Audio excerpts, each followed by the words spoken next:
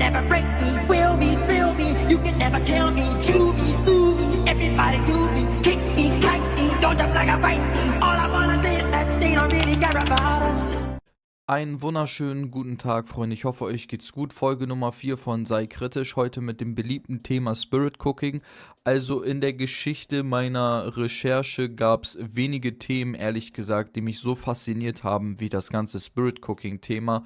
Weil, wenn ihr euch die Folge Nummer 2 noch nicht angeschaut habt, ist es wichtig, die Folge Nummer 2 anzugucken, weil wir haben mit dem Spirit Cooking Thema gleichzeitig auch eine Zweigstelle von der ganzen Pizzagate Story, so, ne? Weil unter anderem auch Toni und John Podesta in diesem Video auch noch eine kleine Rolle kriegen, deswegen solltet ihr euch die Folge Nummer 2 anschauen. Was ist Spirit Cooking? Also, um Spirit Cooking in Erfahrung zu bringen, müssen wir erstmal wissen, wer Spirit Cooking überhaupt ins Leben gebracht hat. Da habe ich diese Dame hier, das ist Marina Abramovic. Sie bezeichnet sich selbst als spirituelle Hexe und hat ein Kunstprojekt ins Leben gerufen, das nennt sich Spirit Cooking. Diese liebe Frau hat 2025 ein Kunstprojekt gehabt in London und dort hat sie für das FAD oder FAZ Magazin ein Interview gegeben, wo wir Marina Abramovic von ihrer kompletten Lebensgeschichte einmal nachvollziehen können. Also ich wurde im Balkan geboren. Als Kind erlebte ich im Haus meiner Großmutter viele spirituelle Rituale, die mich tief beeindruckten und meine Weltsicht bis heute prägen. Schon lange wollte ich mich mit alten und heidnischen Glaubensvorstellungen, Volksmärchen und Riten befassen, die in den Mythologien dieser Region, Rumäniens, Bulgariens, also rund um den Balkan, plus Zigeuner und Reisende Kultur verwurzelt sind. In der Vergangenheit basierten für viele alte Kulturen Fortpflanzung und Leben selbst auf zahlreiche Zeremonien, die ein Verständnis unserer Existenz vermitteln sollten.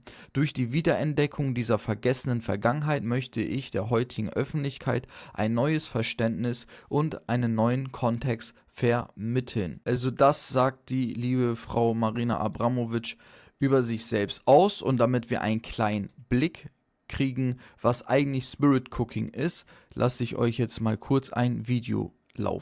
You Google Marina Abramovic's name in Spirit Cooking and you will find hundreds of pictures of Marina Abramovic's events where they will have, for example, a cake that looks like a human being and they'll depict human cannibalism, and they claim they're not engaging in cannibalism. And you will find A-list actors and famous politicians and other very famous and successful, powerful business people at her events. They literally have food that look like human beings on dinner tables.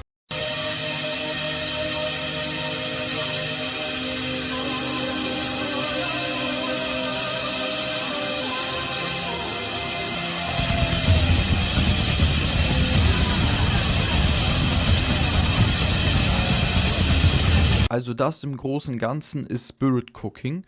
Also schon ein bisschen abgefahren, die Kunst zwischen Erotik, ganz viel fleischlicher Liebe, Blut, Kadaver und Opferung, so Zeremonien, wie sie das auch selbst beschrieben hatte, ist schon sehr makaber in meinen Augen. Um Marina Abramovic auch ein bisschen tiefer zu verstehen, müssen wir auch gleichzeitig verstehen, von wo ihre okkulten Lehre auch kommt. Es war nicht nur die Großmutter, weil da hat das angefangen, dass sie sich dafür interessiert. Aber ihr Vorbild ist kein geringerer als Aleister Crowley. Das ist der Oberbaba von den Okkultisten. Das ist derjenige, der Okkultismus 1800, ich glaube Mitte 1800 ins Leben gerufen hat. Und dieser Typ, da ist Marina Abramovic ein so Witz dagegen. Er nennt sich selbst The Mark of the Beast 666. Der hat ja mal gesagt gehabt, dass ihn ein Außerirdischer in als er eine spirituelle Session hatte mit Psychedelics und was weiß ich, der hieß Lamb. Lamb ist so ein kleiner Grey, aber mit so einem riesigen Kopf und richtig kleinen Körper, riesigen Kopf und richtig kleinen Körper. Und er soll Aleister Crowley auch gleichzeitig so noch mehr in das Thema Okkultismus und was weiß ich beigebracht haben oder eingeführt haben. Und dann habe ich was aus dem Internet rausgesucht. Das ist ein Buch gewesen. Der Typ, der das geschrieben hat, der war auch mit Aleister Crowley befreundet und der hat mal über ihn das hier veröffentlicht. Aleister Crowley. Er führte ein Leben, das man mitnichten als normal bezeichnen kann. Aleister Crowley war Bergsteiger, Maler, Schriftsteller und Schachgenie, aber auch Okkultist, Sektengründer, Drogenexperimentator und Polyamorier. Er sah sich als Prophet und Heiland, andere verdammten ihn als Antichristen. Um Crowley, der sich selbst das große Tier 666 nannte, ranken sich auch fast 80 Jahre nach seinem Tod viele Legenden, die einige bekannten Namen aus der Popkultur anzogen, darunter auch die Beatles. Dabei bewegt sich die gigantische Mythenbildung um Aleister Crowley an manchen Stellen im Absurden. So wurde Crowley unter anderem Sodomie, Mord und rituelle Vergewaltigung vorgeworfen. Er soll sogar das Blut von Säuglingen getrunken und einige seiner Frauen auf dem Gewissen haben. Nicht alles ist erfunden. Auf dem Anwesen in Sizilien fanden auch bizarre sexuelle Riten statt. In einer speziellen Art der Meditation wurden die Beteiligten aufgefordert, Selbstbefriedigung zu praktizieren, sexuelle Handlungen miteinander auszuführen und Demütigungen zu ertragen. Auf dem höchsten Erleuchtungsgrad spielte Analsex eine entscheidende Rolle. Angeblich mussten die Mitglieder sogar das Blut toter Katzen trinken. Eine Frau soll Sex mit einem Ziegenbock gehabt haben. Niemand durfte von sich als Ich sprechen. Nur dem Meister selbst war das vorbehalten. Wer die Regel brach, musste sich das Wort Ich in den Arm ritzen, und das waren noch die harmlosen Praktiken.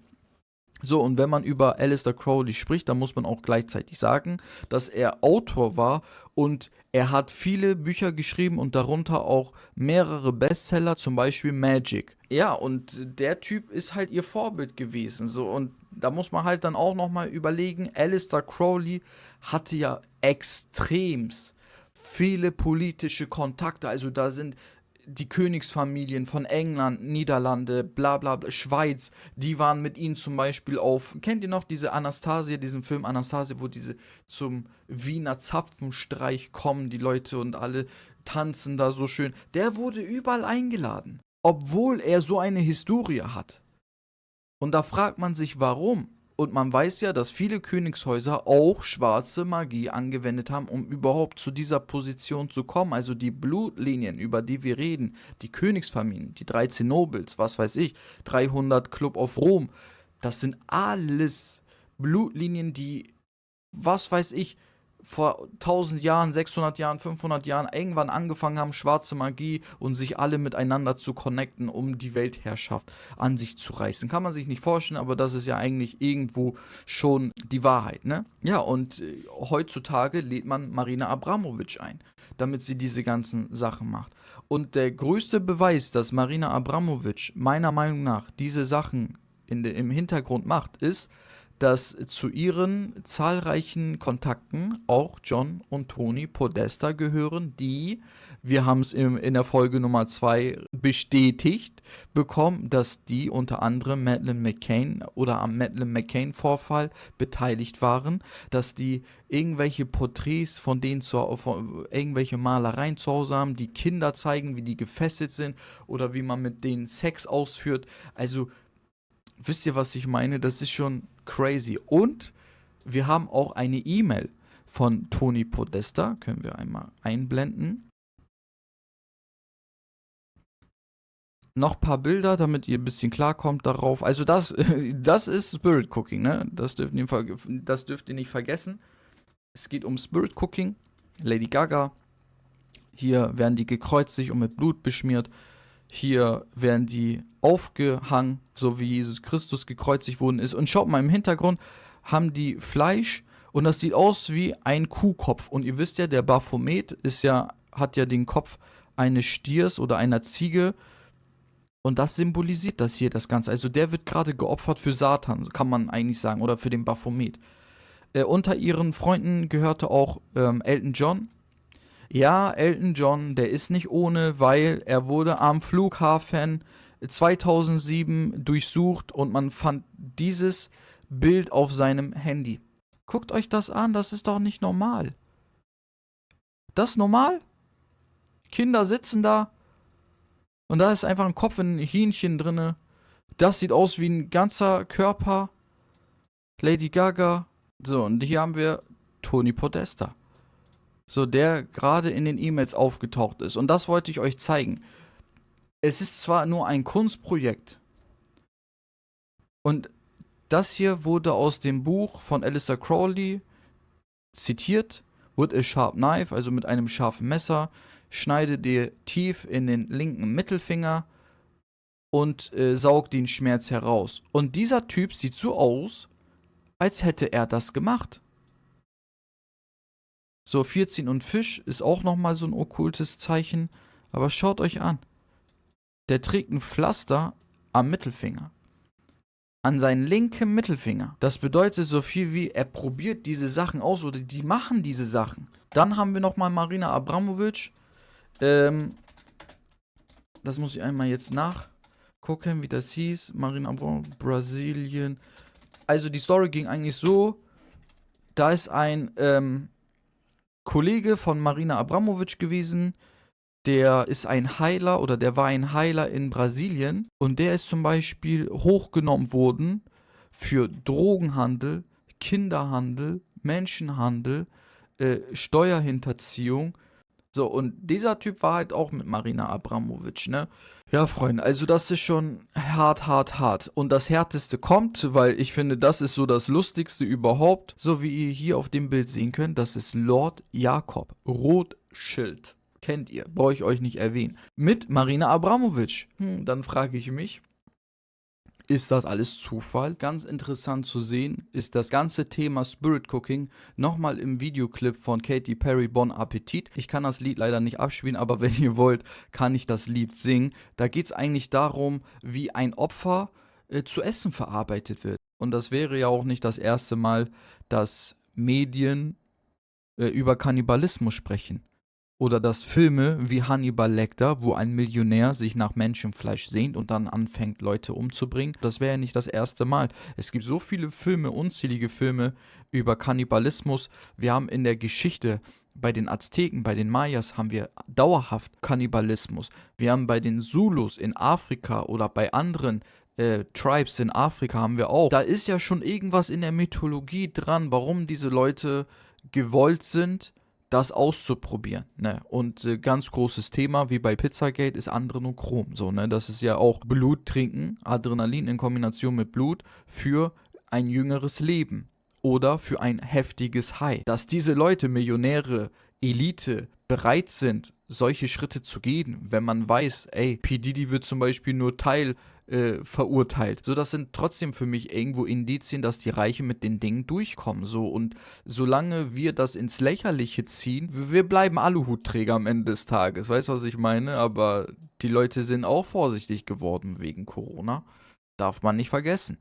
So, das würde ich halt dazu sagen. Freunde, das soll es gewesen sein zu dem Video. Wenn ihr euch selbst nochmal beschäftigen wollt mit dem ganzen Spirit Cooking Thema Kannibalismus, einfach auf Rumble oder auf Odyssey schreibt Spirit Cooking. Da gibt es Dokumentationen über 2 Stunden, 3 Stunden, wo die jegliche Sachen nochmal schildern und noch mehr Beweise an den Tag legen. Aber ich kann euch sagen, von mir aus, das ist definitiv ein echtes Thema und gleichzeitig gehört dieses Thema auch zu der ganzen Pizzagate-Story. Ich hoffe, euch hat das Video gefallen, Dankeschön, und seht mir das nicht übel oder seht mir das nicht nach, dass wir kleine Probleme mit der Kamera hatten. Das nächste Mal gibt es eine neue Kamera, habe ich schon bestellt. Darauf freue ich mich auch schon extrem. Ansonsten einfach mal kommentieren, die Videos schneiden. Wenn ihr Gottes Arbeit ausführen wollt, dann gerne schneiden, auf TikTok selbst veröffentlichen, markiert mich einfach nur, sei kritisch, wäre auf jeden Fall gut, wenn wir das Wissen an die Leute bringen, damit wir unsere Kinder in Zukunft mehr schützen können, als unsere Eltern uns geschützt haben, gerade in der Medien-Internetlandschaft. Sei kritisch, Folge Nummer 4, Spirit Cooking, bah.